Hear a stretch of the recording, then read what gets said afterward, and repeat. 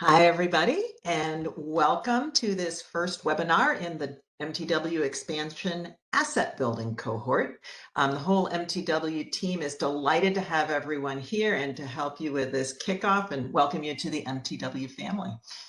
My name is Janet Pershing. I am with ICF. We are a contractor that supports the MTW team's work at HUD. Marianne Nazaro, who leads that team, had intended to be here with you today. Unfortunately, she had a personal emergency and can't be, so I'm stepping in to help facilitate the session. But you will be hearing from lots of members of the MTW team over the course of today. Let me take a minute to just congratulate you on being selected as one of the agencies that is going to participate in this asset building cohort. The team is excited about the programs that you're going to be implementing and working with you along your MTW journey, and really just grateful to have you as partners and to be able to test new policies and really think about how we can produce research that is going to be informing the rest of the country over time about the things that you are learning, the things that you are doing. Our goal here in this webinar series is to get you the information that you need to get started. So today in this introductory webinar, we're going to begin by introducing some of our HUD staff. You'll hear from some folks today that you'll be hearing about over the course of the webinar series and just give you a chance to meet these folks. Then we'll take a break to move into small groups so that you can get to know some of your fellow agencies. And there are also some HUD field office staff who are here and will be participating with you in those small groups. In that session, we're going to talk a little bit about why you wanted to become an MTW agency and what you're hoping to accomplish. So it'll be a little chance to get to know each other there. We're then going to come back and review the 7 steps that you're going to need to complete as you begin to implement your MTW program. We'll get into detail on the MTW ACC amendment execution process. That's because that's the first step. That's the thing you really need to understand right up front. We're then going to go through the remaining steps. I can promise you it is a lot of information, but we will be trying to just give you the overview so you have a sense of what's coming, and we will get into more detail on each of those elements in subsequent webinars. And then finally, we'll have a chance to ask questions and wrap up at the end, but we'll be inviting you to ask questions along the way. So what I'd like to do now is to just take a minute to introduce the HUD staff who will be presenting on the call. I'm going to ask each of them to just come on camera for a minute so you can see a face, put a face to a name, and just say a few words about their role, and then we will move right into our next step. So Chris Golden. Hello, everybody. Chris Golden here. I'm one of the Housing Innovation Specialists on the MTW team. I focus primarily on sort of policy issues with some of our more tenured MTW agencies, but I did have quite a bit to do with the sort of asset building cohort as well. So I'm excited to see where that goes, and you'll see me again in that context. Thanks, Chris. Jenny. Hi, everybody. I'm Jenny Rainwater. Glad to be here today. I'm really glad you are here as well. I'm a housing innovation specialist in the headquarters office and working with a lot of agencies, both some of the initial agencies, the 39, and with many of the new folks like yourselves as you're starting out and getting going. So look forward to working together. Thanks, Janet. Philip. Okay, good afternoon, everyone. We're so excited that you're all here. This has been a long time in the making, so congratulations to each and every one of you. So my name is Philip Plus, and I work on financial issues in the office. So you will see, you will hear from me today, but then you will see a lot of me in the upcoming months. We have a webinar scheduled on the topic of finances in both November and January, so we're very excited to have you all on board, and you'll be hearing a lot from me in the upcoming weeks to come. So I'm going to pass it back to Janet.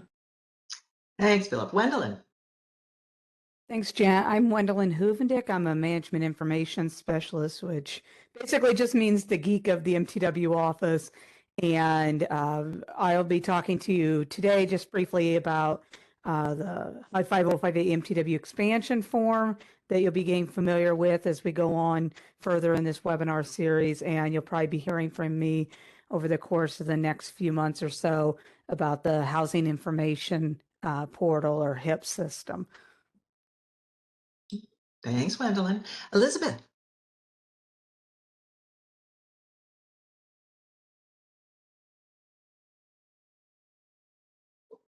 And Elizabeth, if you're speaking, you're on mute.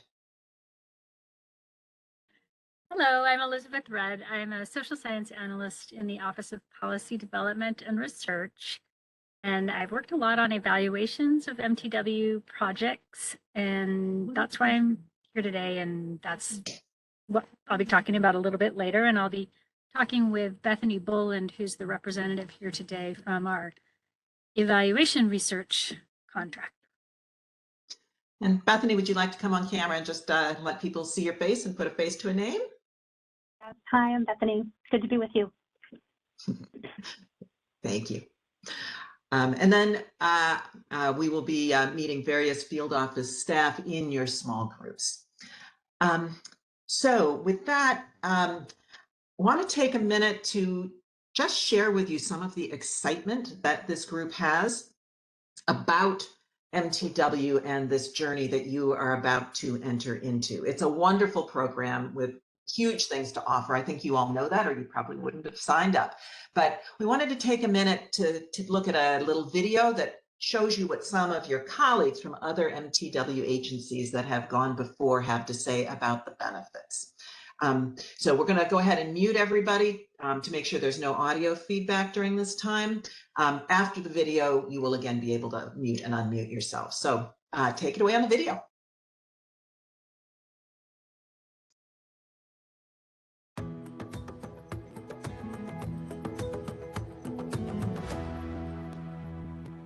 Oh, MTW is amazing. It is the best thing since sliced bread. Seriously. It is the thing that gets me up in the morning. It is the thing that gets me to work. I am so passionate about it. It is absolutely, truly amazing. We are creative. We get to think outside the box. We get to respond to local community needs, what our people need, not what HUD or people in Washington think people in Boulder, Colorado need. We get to respond and work with our local partners.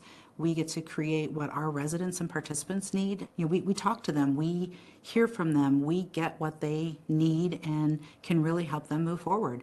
That in and of itself is amazing. It has been absolutely life-changing in terms of our organization and what we were able to do and what we've been able to do as an MTW. And when I look around at my colleagues, even just up the road in other cities right within Connecticut, we can really see the difference that the MTW flexibility has provided. We went into this with a plan to really redevelop our portfolio and to really invest in our residents and then figure out ways that we could streamline our activities. And there's so many examples of how we can see that has changed in dramatic ways for our residents, for our city, the impact on our city, and also spirit up for our employees.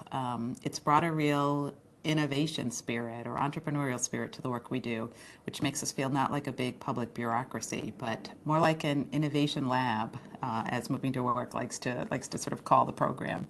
MTW is a true gift. It is the flexibility that housing authorities need, if I could go as far to say, to survive going forward. It allows you to address local issues. It allows you to customize a program that works for you, your families, and your community.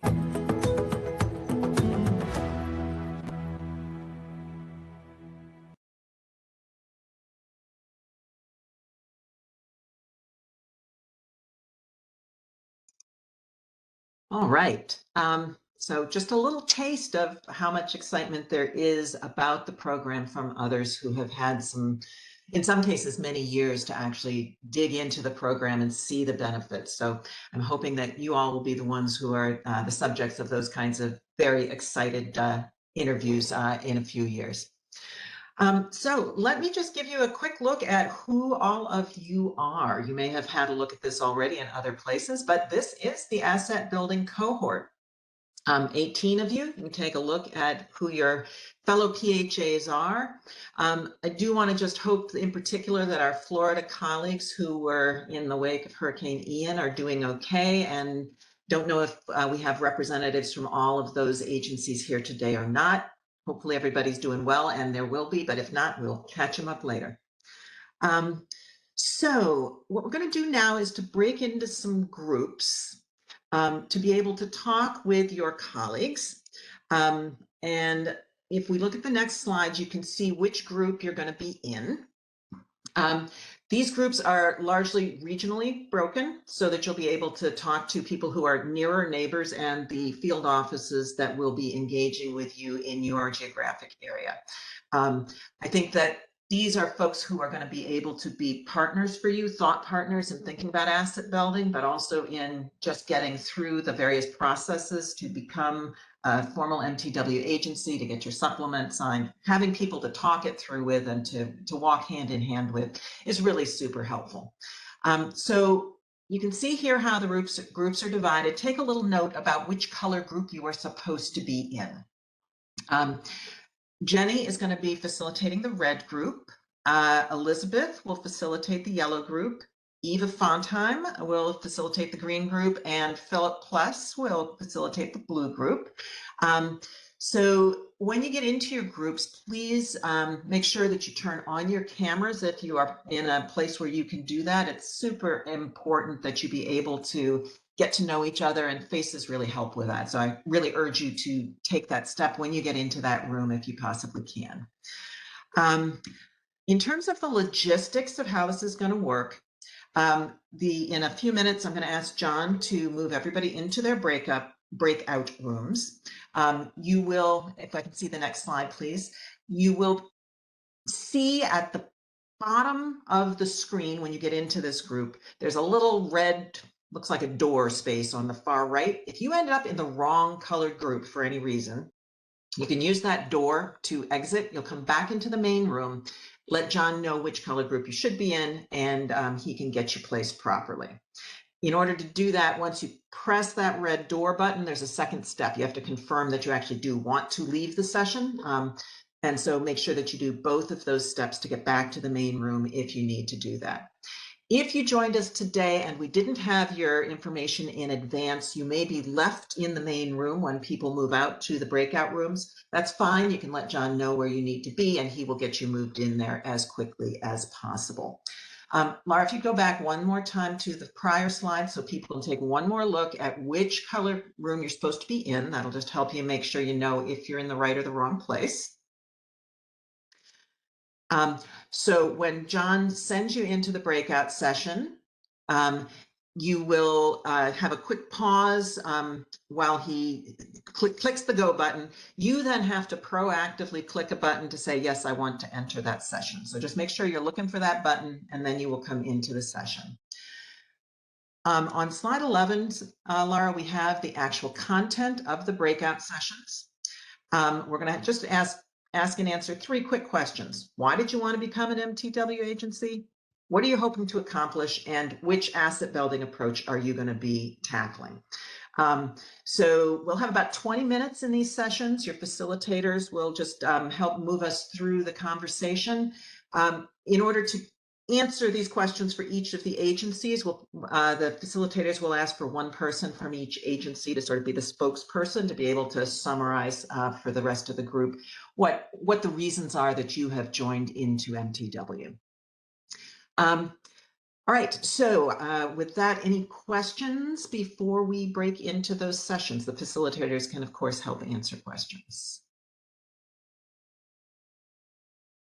Okay, seeing none, I'm going to ask John to go ahead in just a moment and send us into those groups. Remember to click the little join button when the pop-up window comes up, and we will see you back here in about 20 minutes.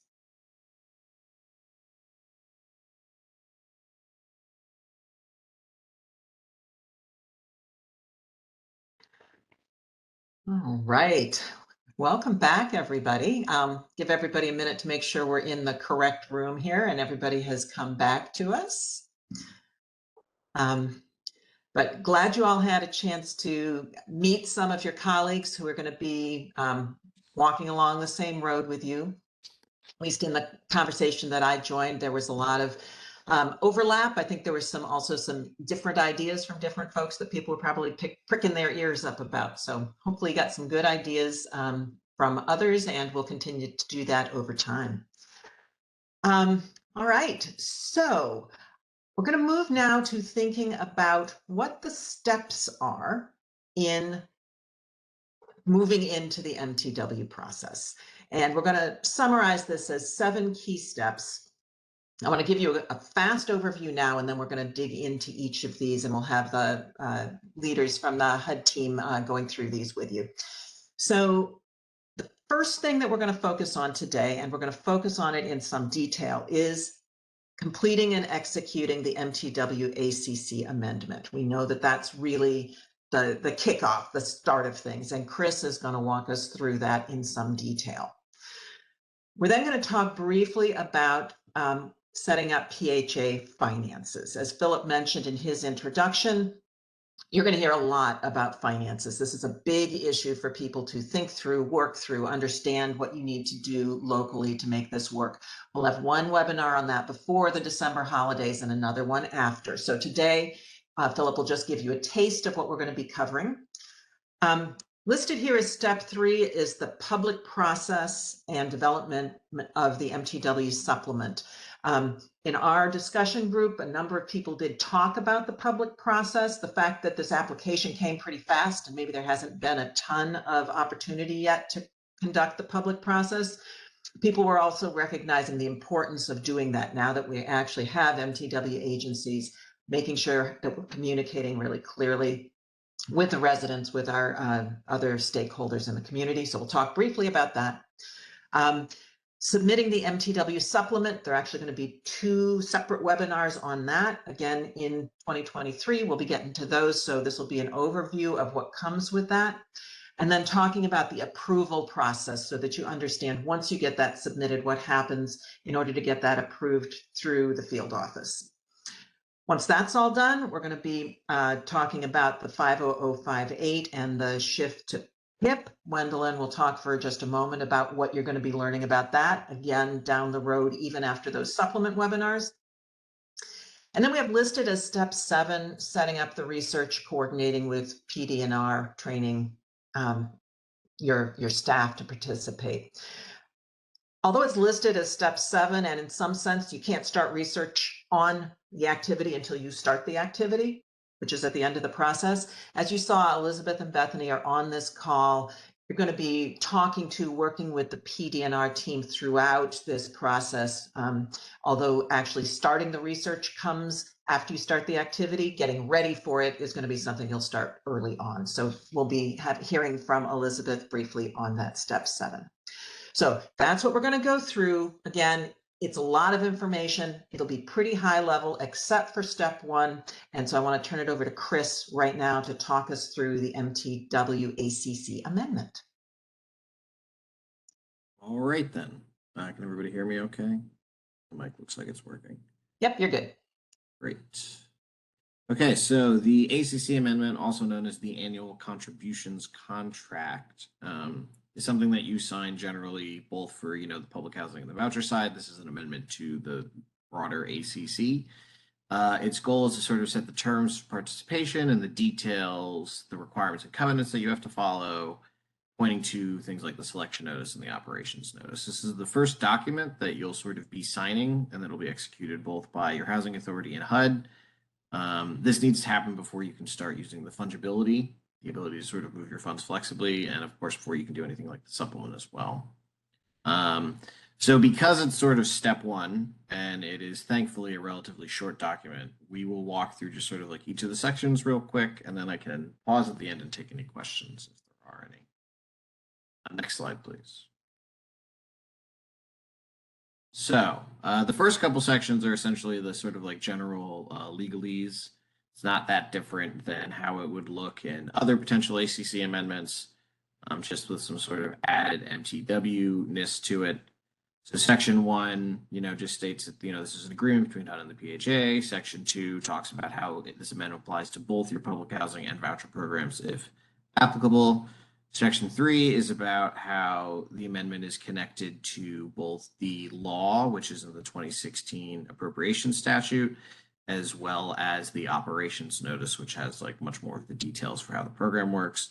And then Section 4 is what sort of guarantees the 20-year term of MTW with where it begins in the first full fiscal year following the execution of this amendment. Next slide. So the Section 5 is about the sort of requirements and covenants. This again points to the importance of sort of the operations notice as the general governing document. It is also where you sort of assent to cooperation with HUD and our contractors for the evaluation. So it references the selection notice as well, and talks about how the Moving to Work program only allows for various waivers and exemptions for things covered under the Housing Act of 1937. We can't go beyond that. Section 6 is about the transition plan.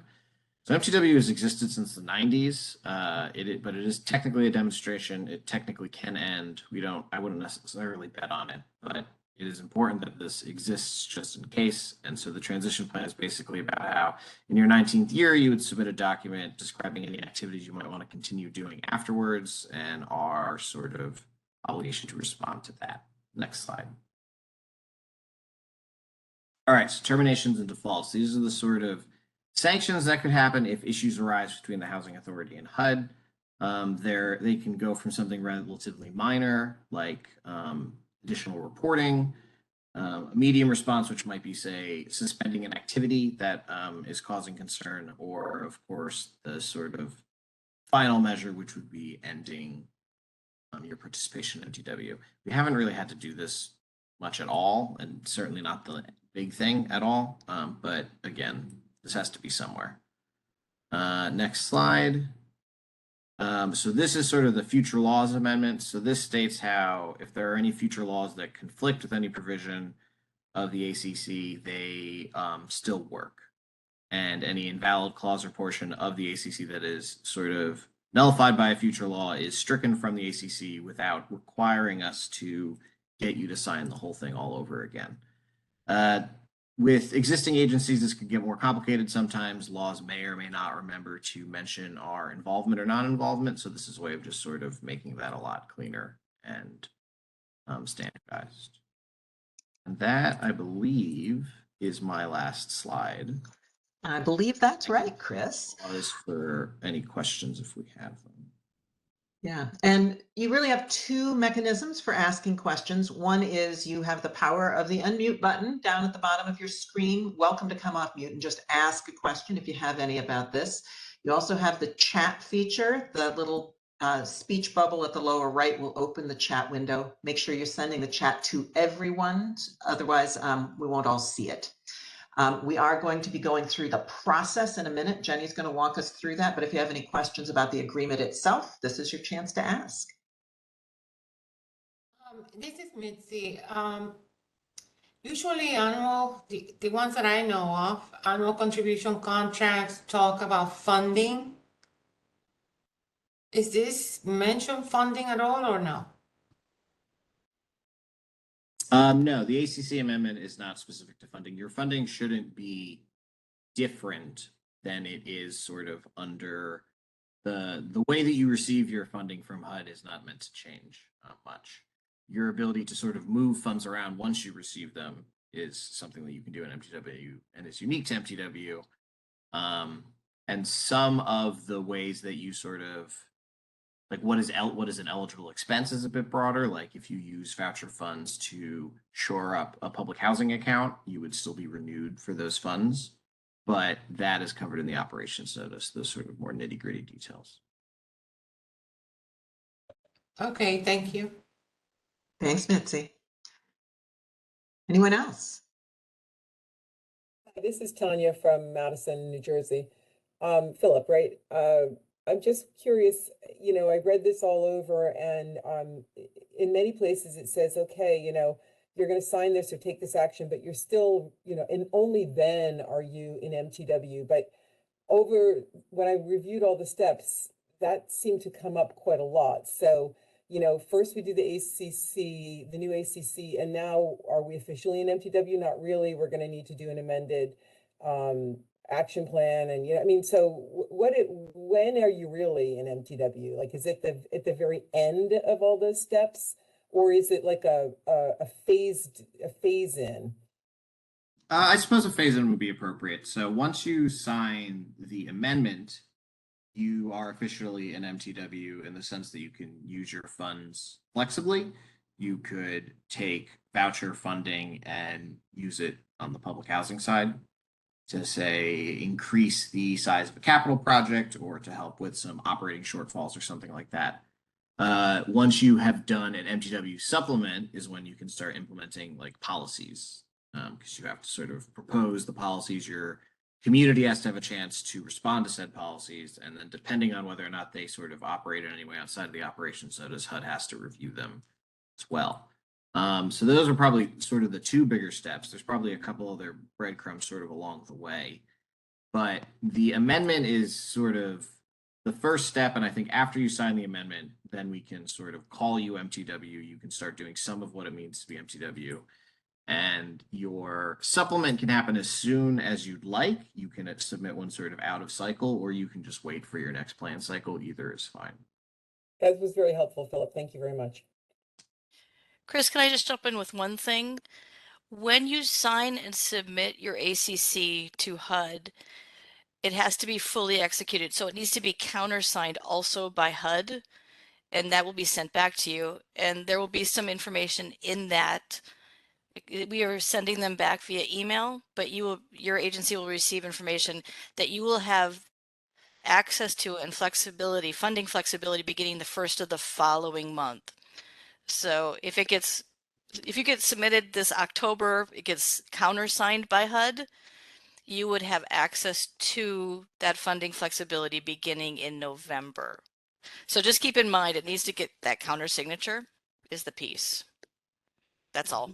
Yeah, and this is Thanks. Philip, and I would just add in, just to piggyback off of what Chris was saying, we'll be covering a lot more about how the ACC amendment execution process affects your finances in just a few minutes in a lot more detail in November. So just stay tuned on that because it gets a little bit more nuanced when it comes to financial matters. So just wanted to add that thought on. Thanks for that, Philip. I think that's one of the key takeaways here is you're going to be getting a lot of information. You'll have some more questions, and there will be other opportunities in good order to be asking those. Jessica is asking, who at HUD will sign the ACC? Is it the FO? Chris, you want to take that? Oh, somebody else got it. That's fine. Chris absolutely can, but it actually is it is countersigned by the General Deputy Assistant Secretary at HUD. So, and that person is at the HUD headquarters in Washington, D.C. Thanks, Jenny. Yeah. Yeah, it'd be Dominique Blum in the absence of an assistant secretary in the Department of Public and Indian Housing. She would sign the document. With that, let me suggest we move on to our next segment, because this is actually going to talk through in order some of the pieces that people are, I think, wondering about now. Jenny, you want to take it away? Sure, absolutely. I think I'm just going to back us up a little bit, just thinking about this slide in front of us right now. With the first box on that top left line is the board reviews. And the piece to think about, and I think it's a really good idea to really include your board because they're going to need to approve, frankly, finalizing, signing, and submitting that signed moving to work ACC amendment to HUD. So it's good to have them involved in this process. And actually, one of the pieces of that is we'll be asking, not only are you sending that ACC amendment, but you're also sending the board resolution. So you need to be having those conversations and really having that involvement. The other piece to think about with the signature is that it needs to be what's called a wet signature. So it can't be a digital e-signature. So you can sign it and submit it to HUD. You can scan it and send it to HUD. HUD will then countersign it and we will send it back to you. So just keep that in mind. Your signature or the person, either the board chair or potentially the board will say, no, we want the executive director to do so. And we'll direct the executive director to do that. And that's fine. That's part of the reason that we're asking for the board resolution is who is signing the document, who has the authority to do so. But when they do sign it, it needs to be a hand signature, a wet signature. So when that comes to the office, it gets submitted via the email. So you submit that to the MTW asset cohort, right? So that's that email that we've been sending information to you from. You will submit that document to us and our office will work to get that countersigned by HUD as quickly as possible and back to you. And that execution date when HUD countersigns it will be the PHA's official entry date into the MTW demonstration program. I know that came up before, but just again, that date that ACC amendment is signed by the PHA and then countersigned by HUD, that is when it is fully executed. Are there any questions about that particular piece? Does that help answer some of the, how does this work? Okay. Okay, can we go forward to the next slide? So Jennifer, I'm sorry, I have one quick question. Okay.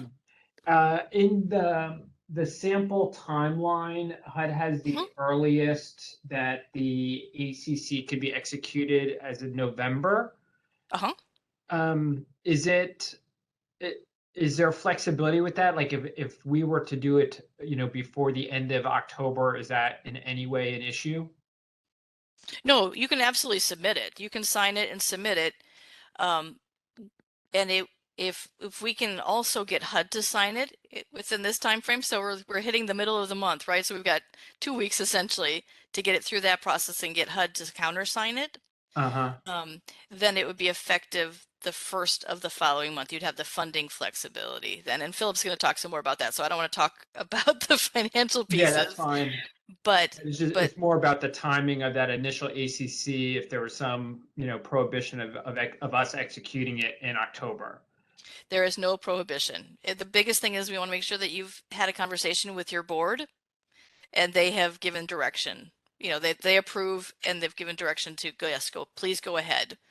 And either, the secretary of your board, your chairperson, or potentially they will say to you, the executive director, please sign and submit this to HUD. So there will be that.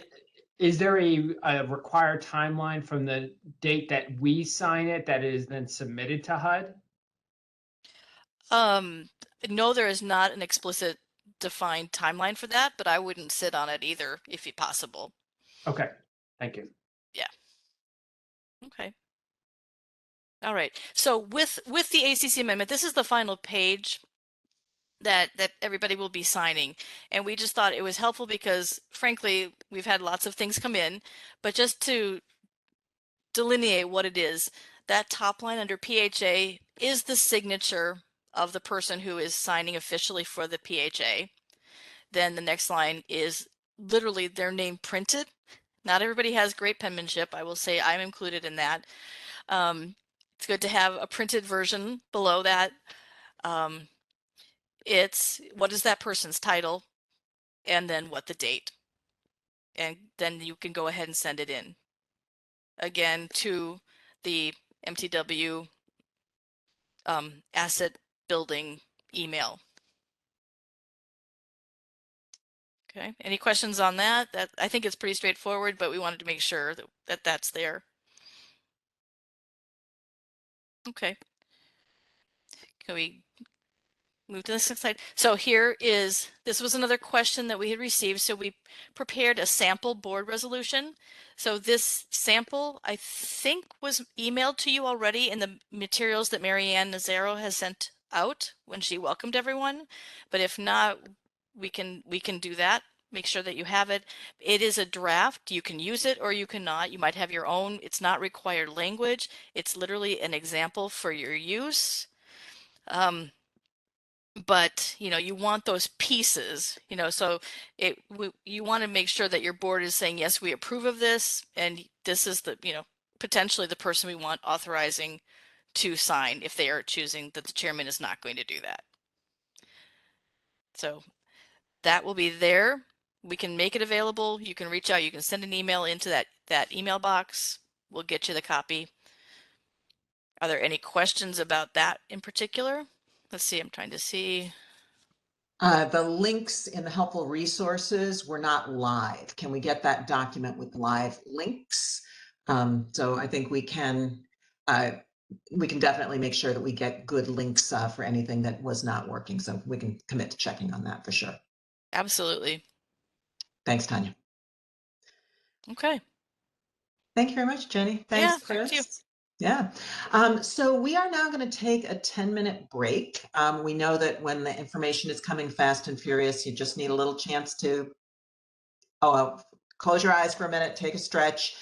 So John is going to put us on pause here. I now see 12:28, so we'll come back. Oh, that's because I'm on the West Coast. That would be 3:28 for East Coasters. So at 3:38, we will get started again and work through the other steps that will come after you're done with your ACC amendment. So please take 10 minutes to stretch, get a drink of water, and we will see you back here soon.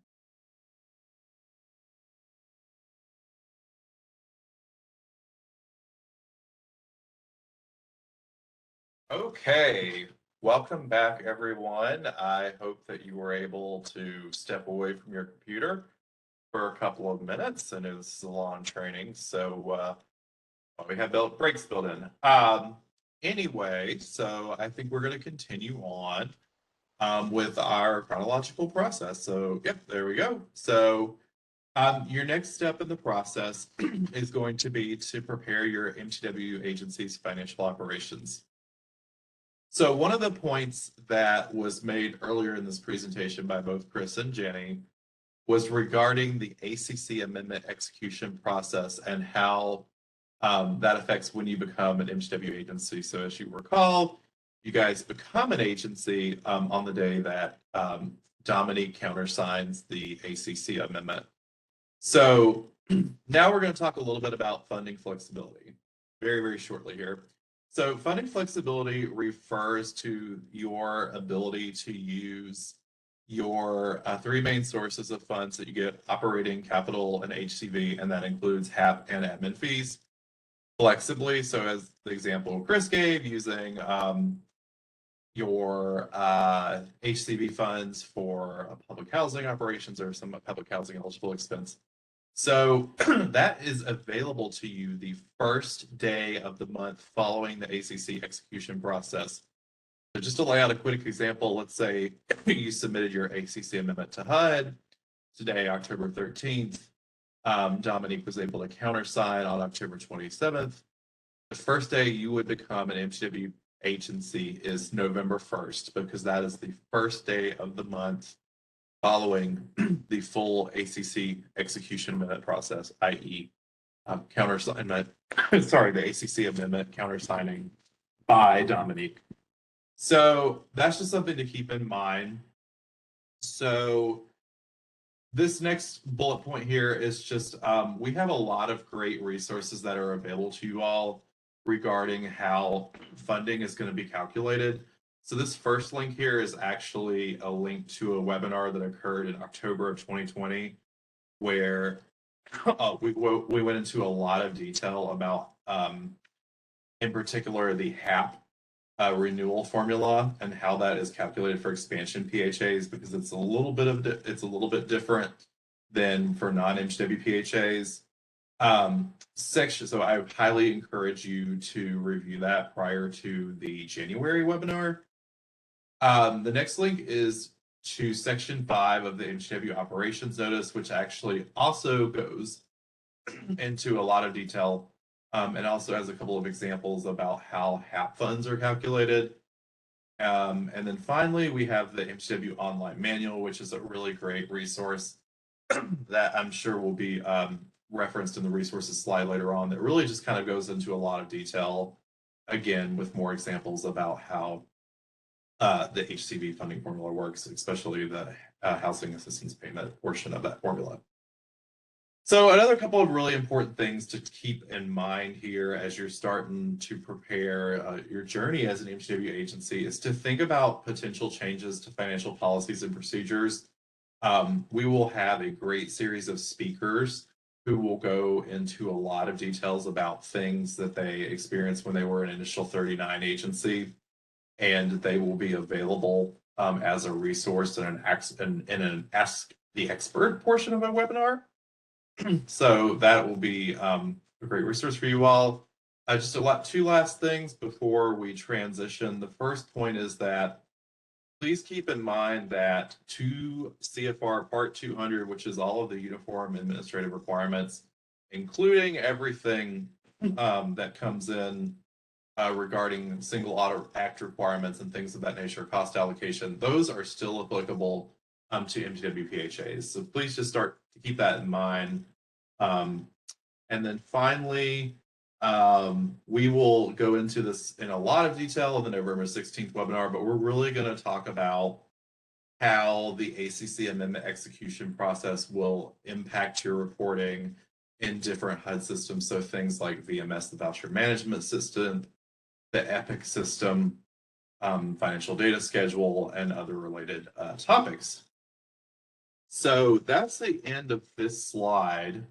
So let's see if there are any questions that have come in. So I'm seeing that the first question, MHA received a welcome letter, but I'm unaware of a packet. Was there a welcome packet? I see that Wendelin has responded to that question in the chat. So take a look at her question. She basically said that Marianne sent out an email and that included some helpful resources, a timeline, like a sample timeline of becoming an expansion agency, the blank ACC, and a sample board resolution. So so please take a look at that, and that's sort of what we were referencing on the helpful resources.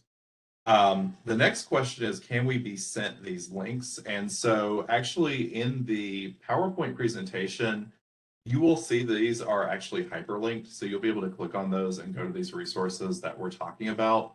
But also at the very, very end of the webinar, there will be key resources.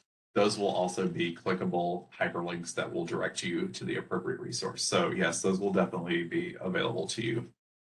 And then were there any other questions? Let's see if there's any other questions that came in regarding financial matters. Not seeing any. If you can, you're also welcome to come off mute if you would like to ask your question. I have a question. This Sure. is Mitzi. Do you have to have policies and procedures approved by the board before you start actually, let's say you get your ACC approved? Do policy have to be approved prior to having the flexibility with funding? So what policies and procedures are you referring to specifically? Are you referring to financial policies and procedures or overall agency policies and procedures? Financial. Right. So I would say the answer to that is no, because from our experience, especially what we have seen in a lot with the first cohort that we announced last January, is that this is sort of a, the adage, this is the tortoise and the hare.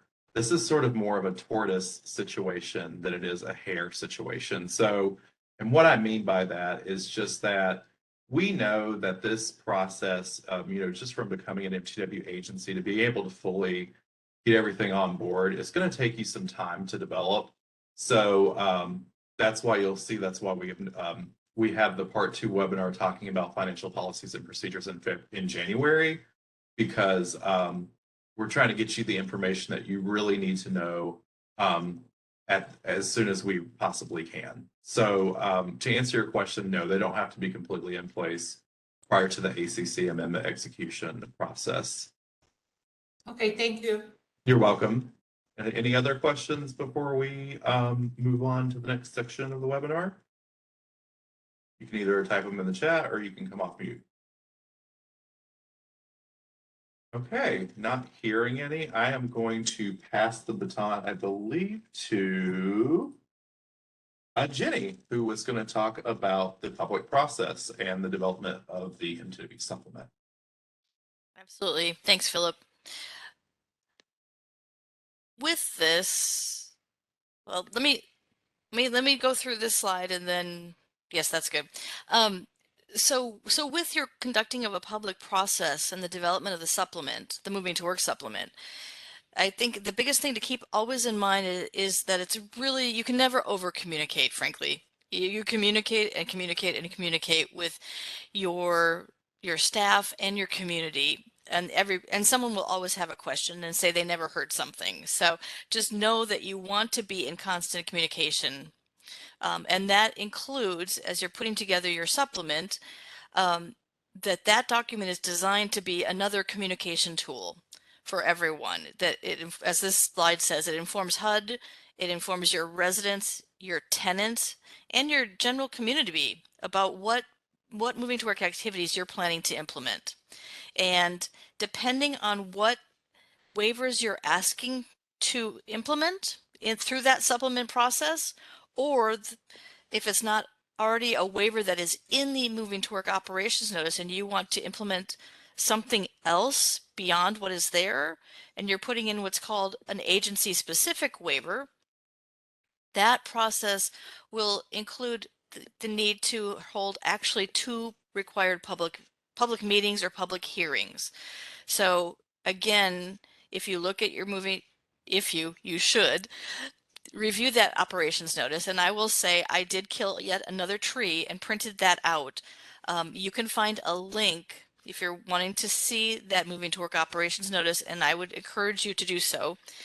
It is on the moving to work expansion webpage, and it is basically section 6 that you can look at that section specifically that talks about the public process and what does that look like. It's an opportunity for you, again, to have communication with your community, the residents and tenants that may be affected by an activity that you want to do, and they can provide feedback. This is a time for you to discuss those things, and it will be an important part of your supplement where you will be gathering their comments and ideas. This is what I think about is a collaborative process. You're working together because you're going to want to take those comments back, and will those comments actually encourage you or help you to really design the program that is going to work effectively in your community. So you're going to want to be including that when you go to submit your moving to work supplement and potentially proposing that activity, that will be important information to include, because it'll be an important part to show that you really did engage with your staff and with your community about your moving to work program. So that will be an important part. And if you talk to anyone, and if you talk to anyone from one of the initial agencies, they will say engagement with your community is a key and a very important part of the process. And when you don't do it, things don't go well. So I want to stress this again. Have these conversations. Sometimes they're easy, sometimes they're not. But you want to engage in that, again, collaborative process to really have that experience that people feel that they're being heard and that they have a part. And people are always much more agreeable to things when they have a chance to weigh in and to share what they think about it. So um, I think that is it. And as evidence of that process, I want to say regarding the questions about documents and the welcome email that was sent out by Marianne Nazaro, she sent that to the executive directors from the agencies that put applications in. So that was the point of contact person that was named in the applications. But if people on this call did not see those documents and haven't had a chance to review them, if you email the Moving to Work Asset Building at HUD.gov email box, we will absolutely share those with you. That's not a problem. So I think that's good. Does anyone have questions about this slide?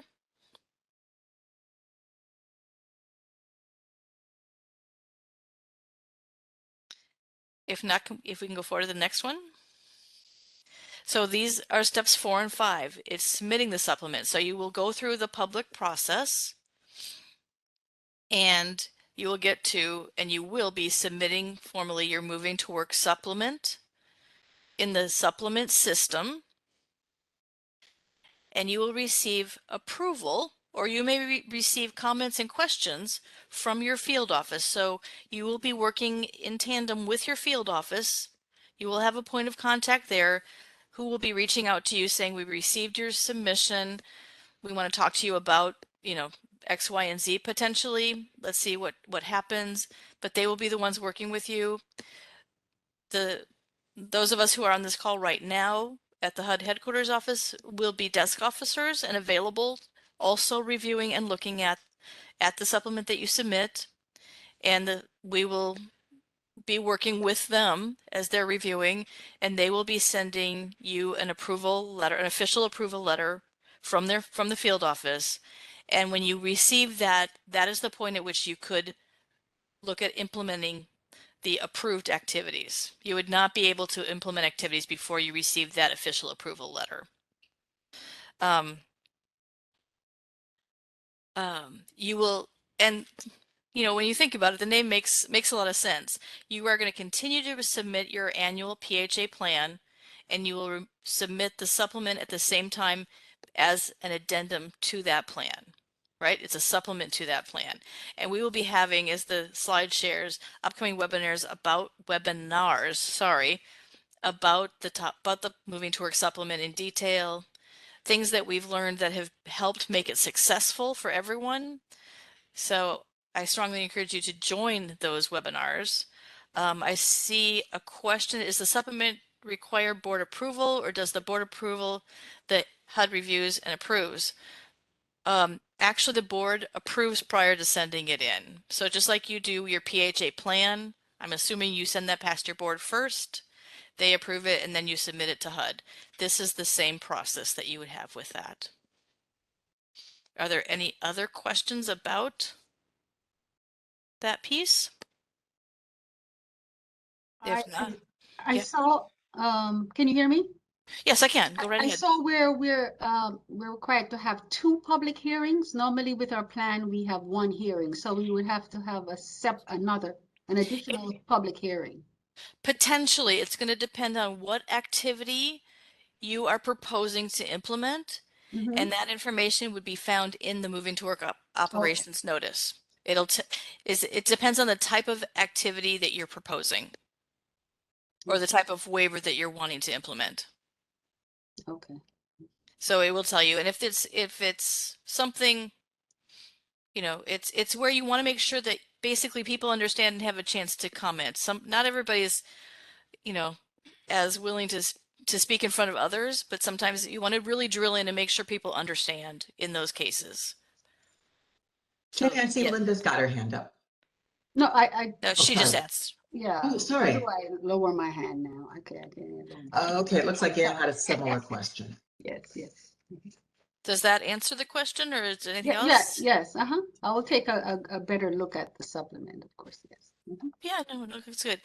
Did you say agency-specific waivers?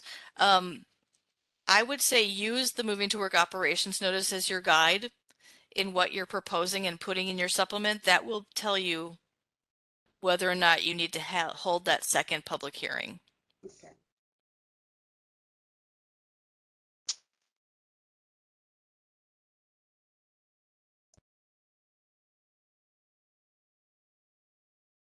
Anything else?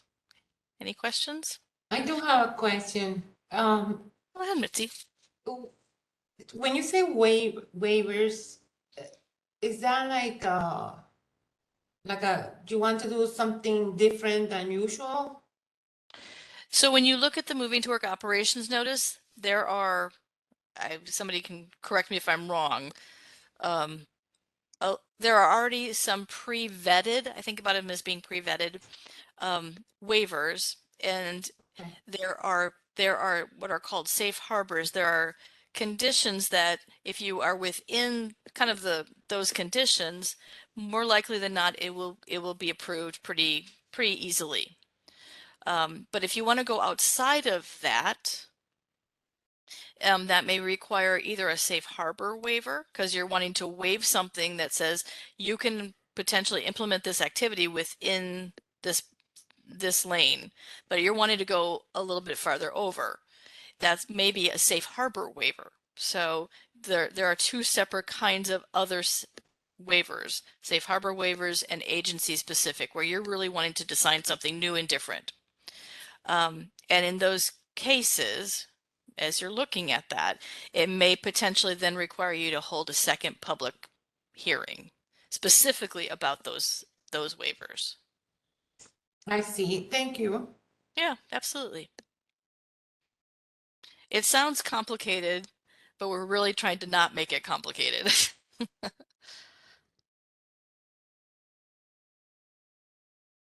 All right.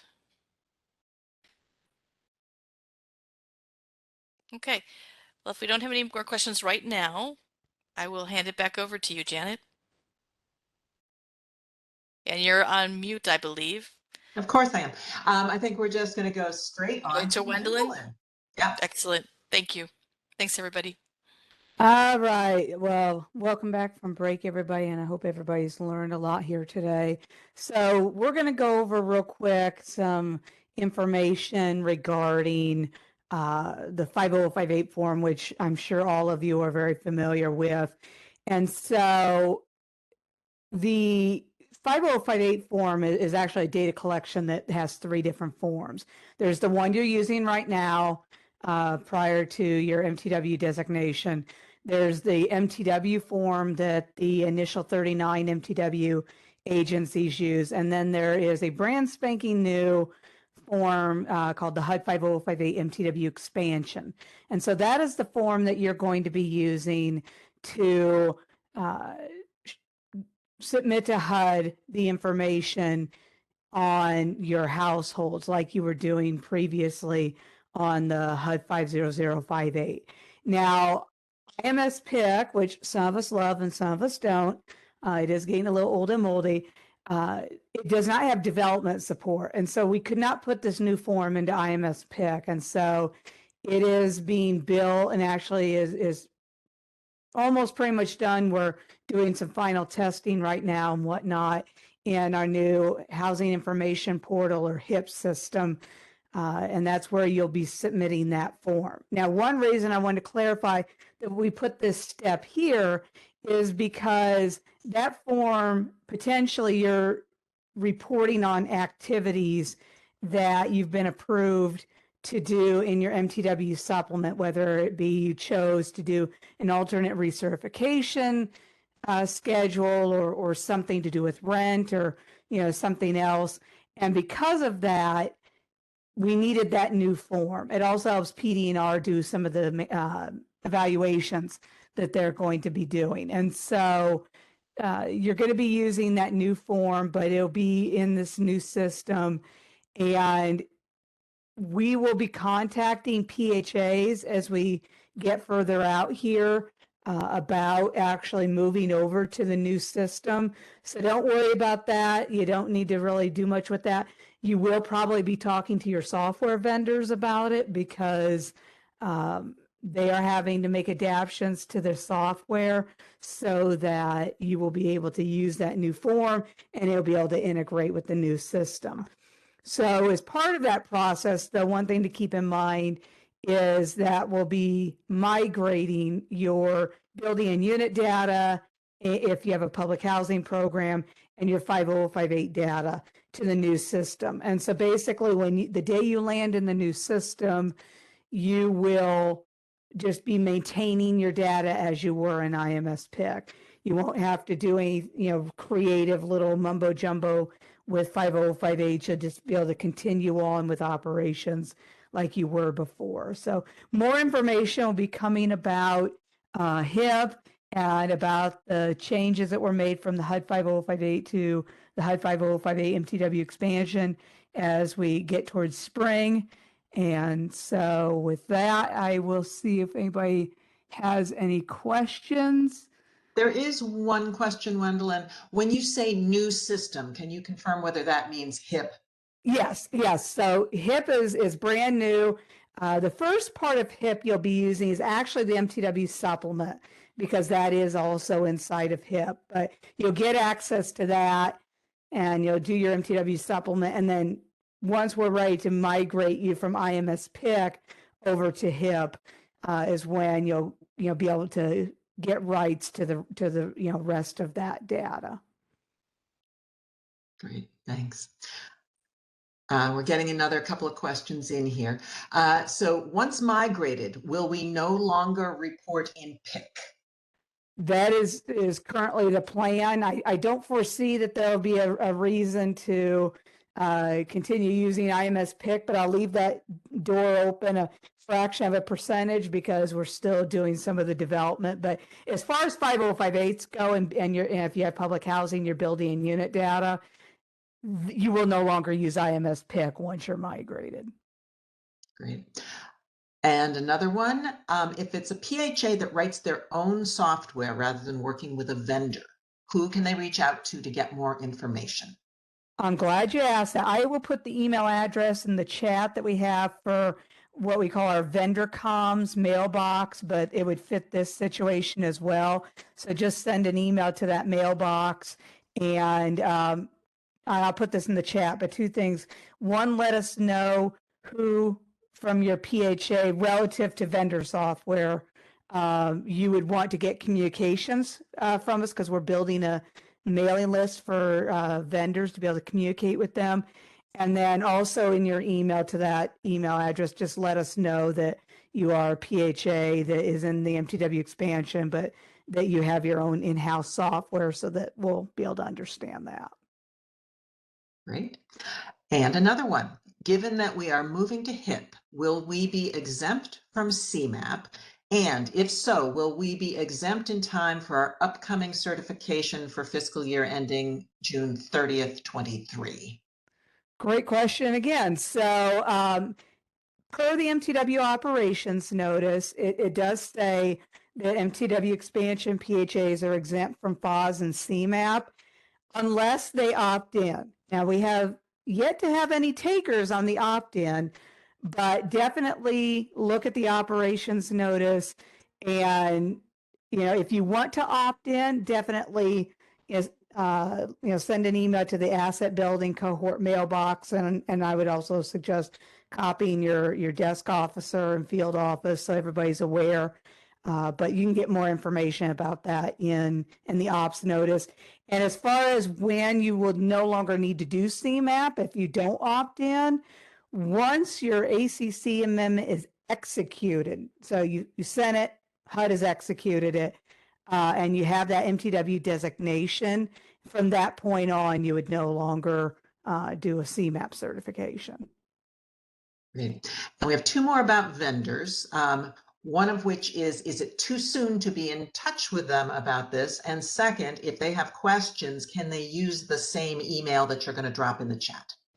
So on the, is it too soon to talk to your software vendors? I would say, get your ACC out of the way first, and get that all taken care of. But once you've got, your ACC executed and whatnot, I think it's fine to talk to them, especially if there's, anything that, on that side of the house that's going to need to be done. HUD doesn't really get too far into the weeds with the software vendor thing. So I would just say definitely focus on your ACC first, but then, you could definitely start talking to them. And the email address, yes, any of the software vendors can use that email address, and some of them already probably are.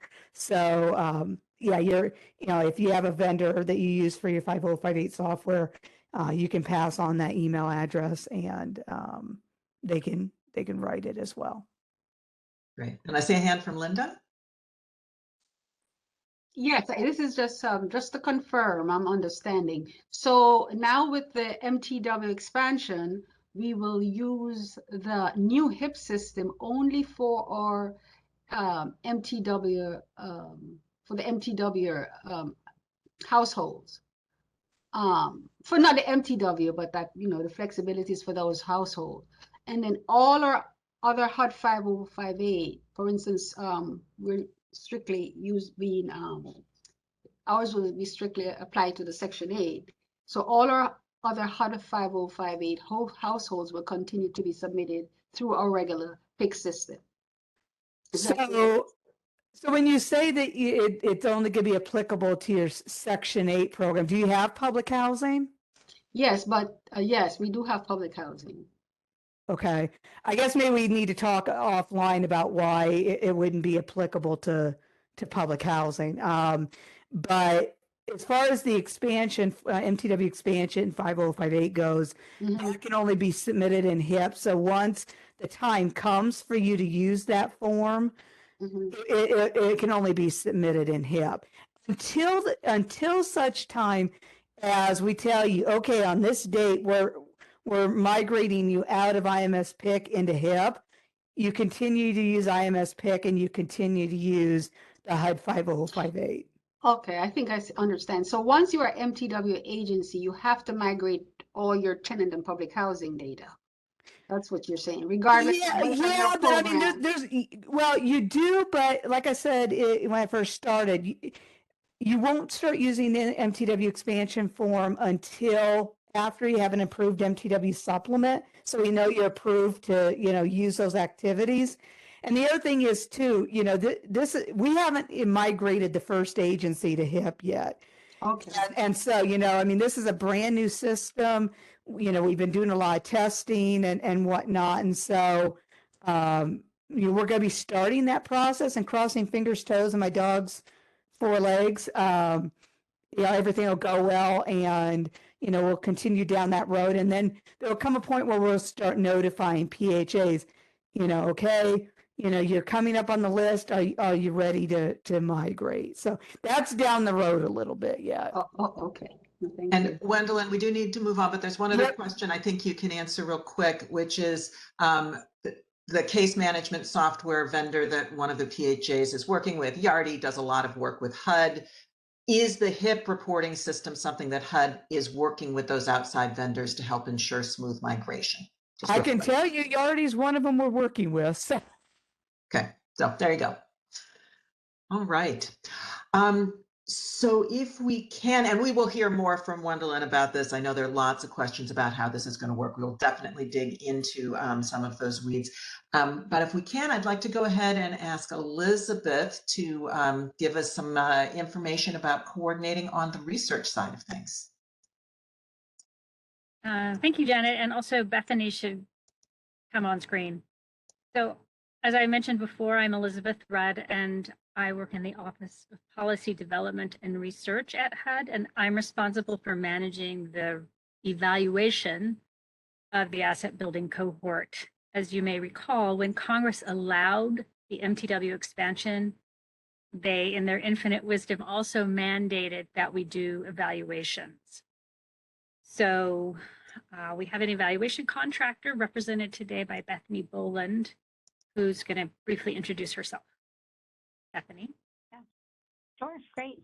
Hi, everyone. I'm Bethany Boland. I'm a senior research associate at MEF Associates, and I'll be serving as the project manager for the research design, data collection, and analysis plan for the MTW expansion asset cohort. Good to be with you. Thank you, Bethany. So I just want to emphasize today a few key points. First, in the first year, so from now until next October, our research objective is simply to design the research. To design the research so that it will be able to find out how the savings programs and the rent reporting programs that you, the asset building cohort PHAs, implement will end up affecting the HUD-assisted families. And as you think about designing your program, one of the tasks of the evaluation contractor represented today by Bethany, called MEF Associates, will be to provide you with up-to-date research on savings and rent reporting for credit building, and in particular, on what types of programs are likely to have a positive impact on families. And we are hoping that you will take this to heart and try to design and implement programs that are robust enough to have an impact. Also, we and MEF Associates will provide you with information on the research designs as they develop, because the research design will affect how you roll out your programs. In particular, we need to have a comparison group of families that don't participate in your program, whichever program you end up implementing. But we will still need to study those families, even though they are not participating in the program, and this can get tricky. And on a final note, MEF Associates will need your input on what a PHA and your PHA in particular can reasonably be expected to take on as part of the evaluation research, just so that they will end up with a research design that is actually feasible in the real world and working with your PHAs. And that's all I have to say about the evaluation today. If we have time, we can take questions. Yeah.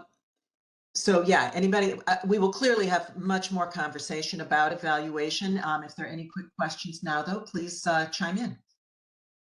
I have a question in regards to, so does this mean that we will have to submit information on the families participating in the moving to work cohorts that we chose, and also on the remaining residents? So we hope not. We hope that we can get the information that we need just from regular information systems and also from talking to the families themselves. So this time we're not planning to ask the PHA to specially provide information, although I can't rule that out. Great. Thanks, Mitzi. And Elizabeth, I am looking at the clock, so I think we will go ahead and move to our other topics. And if there are a few minutes at the end and folks have other questions, we can come back to you. Otherwise, there will be other chances to talk with Elizabeth and Bethany. So, all right.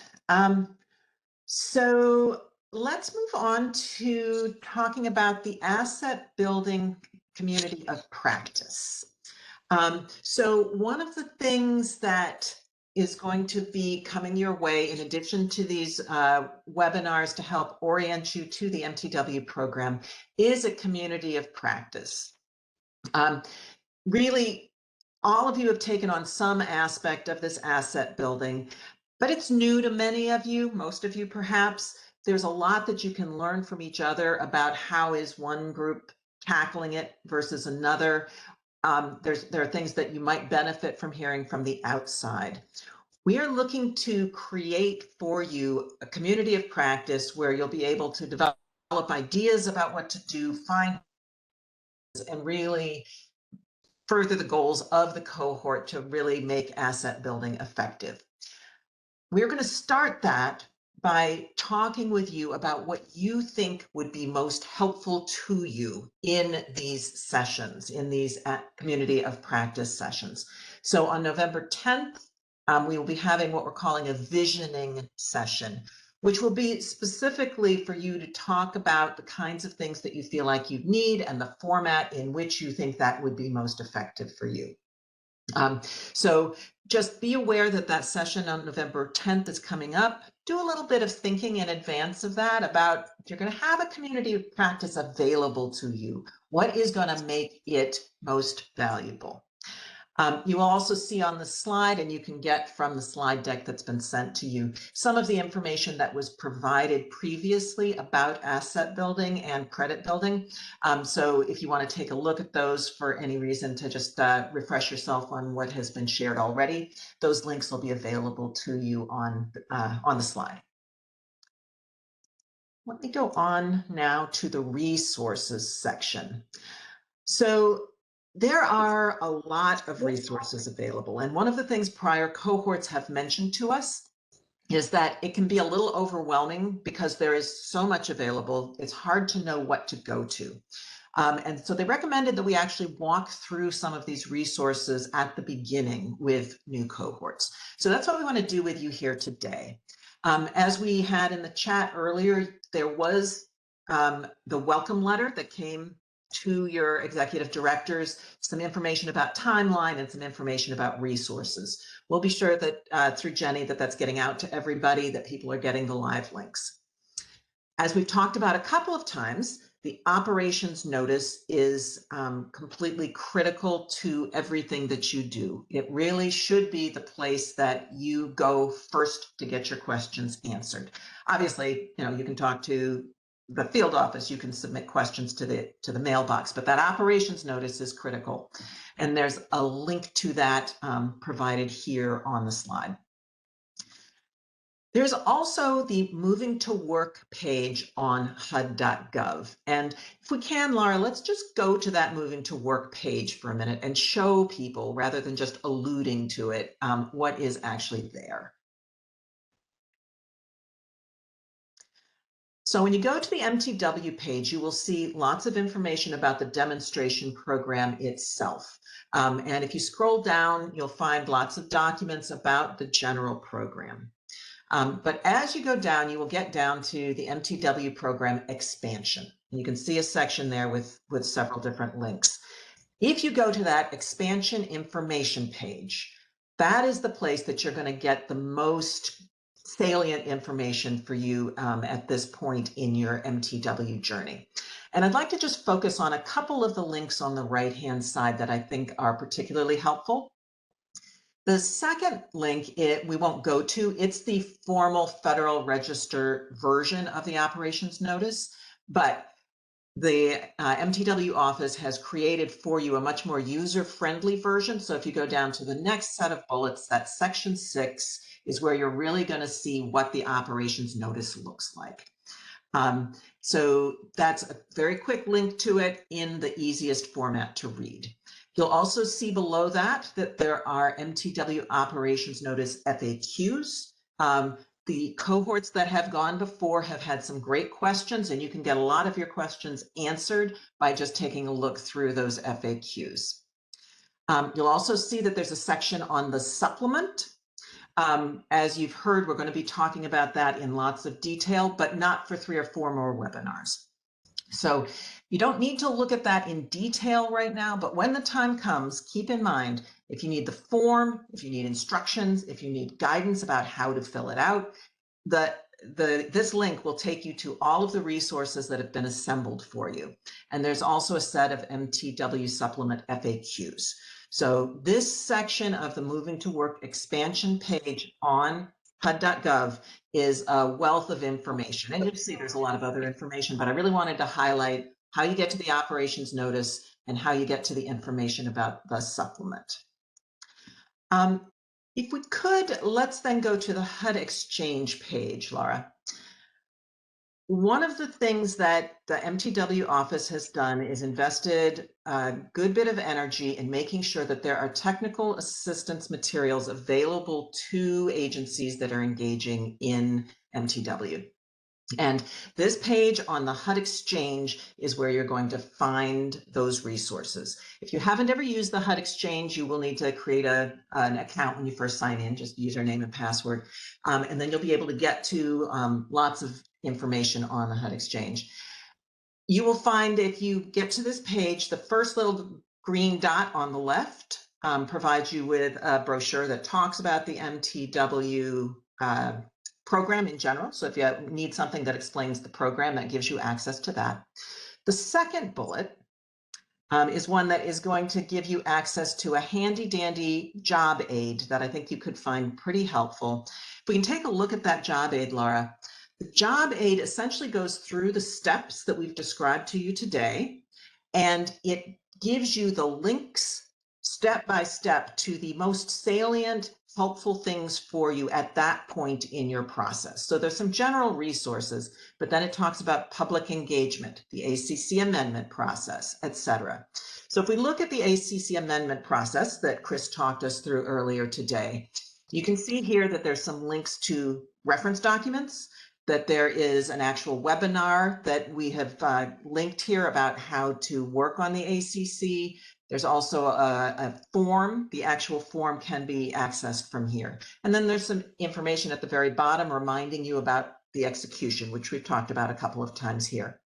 But if you've forgotten any of the details, this document puts it all in one handy dandy place. So it's a great place to go to just for a reminder about what are my most helpful documents at this point. If we go back to the HUD Exchange and go to the next bullet, you can see this is the MTW expansion training.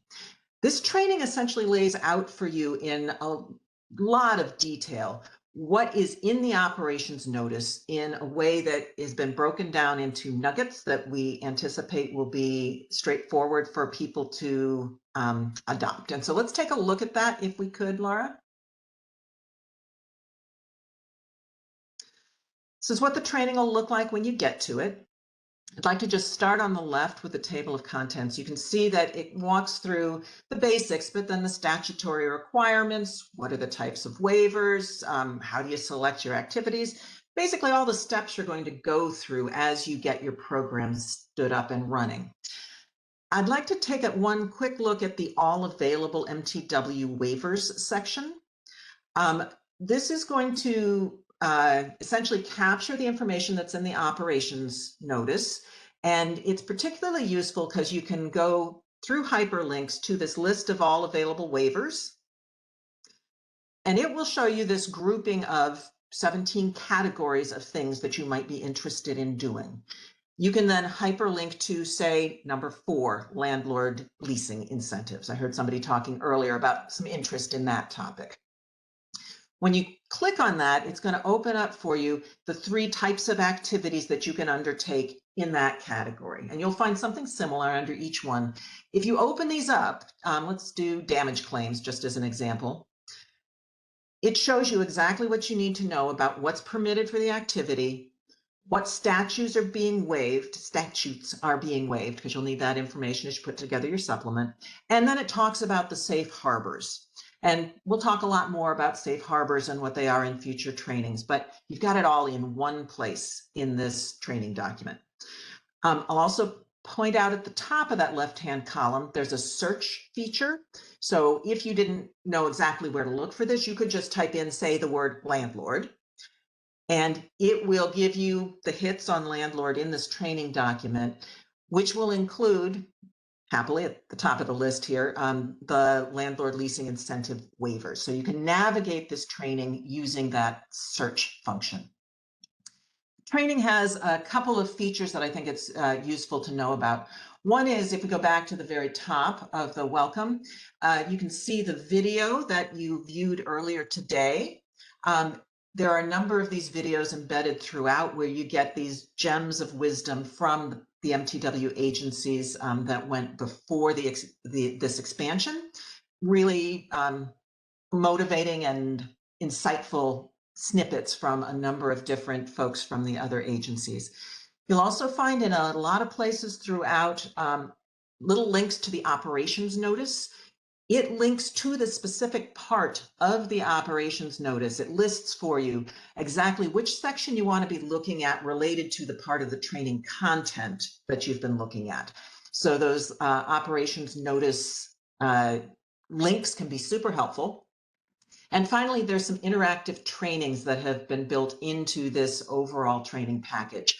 So as you read through, you'll come to some spots where there is an actual interactive training that you can click on. It lets you go in and see some scenarios, lets you work through those yourself, gives you some tips and tricks about how to go about working through the problems that you're encountering or the problems you're trying to address in your community. So that is the expansion training available to you. Back to the green dots, if you would, Laura. The next green dot over. This is one more place to get to that operations notice. You will hear a theme here. And the final dot is thinking about this expansion webinar series. This is the 4th cohort to go through the welcome webinars. The webinars from all the prior cohorts have been posted here. And as these webinars are posted, there will be a section for you to go to find any particular webinars that you either missed or want a chance to review a section of. Typically, these are posted a week to 10 days after the webinar has taken place, but you'll always have the PowerPoint presentation emailed to you in advance with the joining information.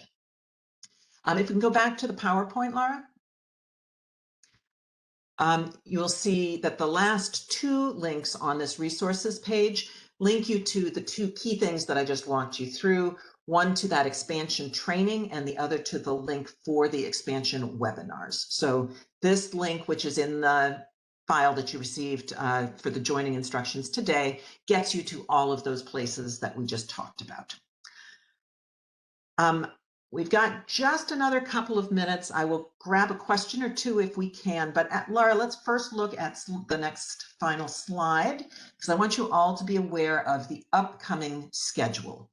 As I'd mentioned earlier, with regard to the community of practice, there will be a visioning session on November 10th.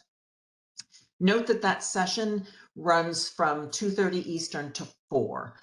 All the other sessions are scheduled for 2-hour block. That one is a bit shorter, so don't get fooled. In general, we have 2-hour blocks allocated. You can then see the two finance planning sessions that we have on November 16th and then January 11th. We'll get you the most critical information first on the 16th and then follow up with a lot more detail on the 11th. Philip will be leading us through that. And then we've got two separate sessions on the supplement. The first one talking about what the supplement is and how the public planning, how the public process fits into that. We had some discussion about that earlier. That'll be February 22nd. And then on the 15th, some tips for success in filling out your MTW supplement. In April, Wendelin will be taking us through the 50058 expansion changes. So we'll get a deep dive into that. And then on April 26th, there'll be an office hours to just give you a chance to ask about anything that has not been covered or has been blurred in your memory over time. So those are the upcoming sessions. I see a couple of questions, and Philip, I think this one is for you. Do our fee accountants need to join the finance related sessions? Do you recommend that those fee accountants join? Yes, I would definitely say so, because we're going to be covering how, for example, things like VMS reporting is going to change, but even more importantly, we're going to be talking about how FDS or financial data schedule, there's going to be some changes to how you report that. We'll get into a lot more detail, but yes, I would strongly suggest anybody in your finance department to be involved in both of those sessions. I think it would be very helpful. Thank you, Philip. The original invitations for this series went to the executive directors and have hopefully been shared around with folks who need them, but definitely feel free to continue sharing the link to anybody that you think can benefit from some or all of the sessions. See a note from Gary saying that you are thankful for the effort in supporting the MTW agencies in this journey, and I'd second that, Gary. I think the MTW staff is really committed to success. And I think that the idea that failure does not seem an option or even possible, I think that's where we're going. So if you have any additional questions that we didn't get a chance to answer, you can send them to the asset building email address, and we can make sure that we get back to people with some information.